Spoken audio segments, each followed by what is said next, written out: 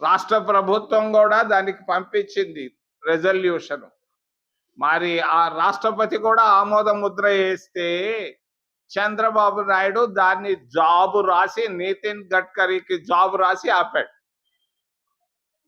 మరి పార్లమెంట్ ఉభయ సభలు మరి అంగీకారం చెప్పిన తర్వాత చంద్రబాబు నాయుడు ఏ ఉద్దేశంతో దుగరాజ పట్టణాన్ని జాబు రాసి ఆపాడు. ఇప్పుడు ఆయన మావిగన్ అని చెప్తున్నాడు.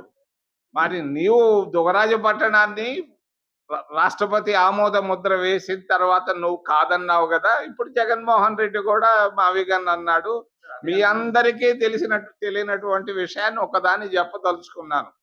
అక్టోబర్ 2013లో నేను రాశాను డాక్టర్ మన్మోహన్ సింగ్ కి. నెల్లూరు జిల్లాలో ఉన్నటువంటి రాపూరు నుండి చిత్తూరు జిల్లా, ఆ రోజు చిత్తూరు జిల్లాలో ఉన్నటువంటి ఏర్పేడు వరకు 1,00,000 ఎకరాల ప్రభుత్వ భూములు ఉన్నాయి.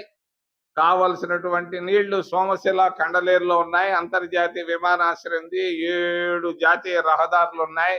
అందరూ ఒప్పుకుంటారు తిరుపతిని రాజధాని చేయమని నేను రాస్తే ఆయన మరి దానికి రాసినటువంటి జాబును కూడా మీ ముందు ఉంచుతున్నారు. మరి ఈ విధంగా రాజధాని పైన మరి అంచెలంచెలుగా వెళుతా ఉంది. మరి చివరికి ఏమవుద్దో చూద్దాం 4-5 సంవత్సరాలు. జగన్మోహన్ రెడ్డి గారు ఏమంటున్నారంటే, ఇప్పుడు మీరు అసెంబ్లీలో చట్టం చేసి పార్లమెంట్ లో పెట్టారు, మేము అధికారంలో వచ్చిన తర్వాత మేము చేయలేమా అని చెప్పి ప్రశ్నిస్తున్నారు. అవి ఏమైనా చెయ్యొచ్చు. ఇప్పుడు ఇప్పుడు కలెక్టర్ ఆఫీస్ ఇక్కడ ఉంది. దీన్ని తీసుకెళ్లి మనం గూడూరులో కూడా పెట్టుకోవచ్చు. ఆ రోజు ఎవరి ఇష్టం వాళ్ళది. ఆయన ఇష్టం ఆ విధంగా చెప్తున్నాడు.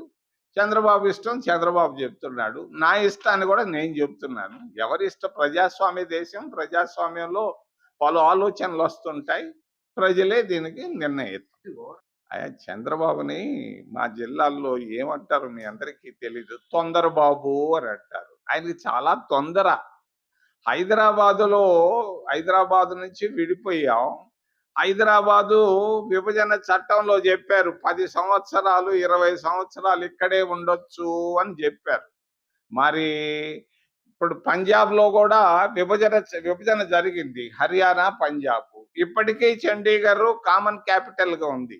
హైదరాబాదే క్యాపిటల్ గా ఉండిపోయి ఉండొచ్చు. చంద్రబాబు నాయుడు ఆ కేసీఆర్ కు భయపడి కేసులు పెట్టి జైల్లో పెడతారని భయానికి బరిగెత్తాడు. ఇప్పుడు దిక్కుదోచక లక్షల కోట్ల రూపాయలు ఖర్చు పెడతానంటున్నాడు.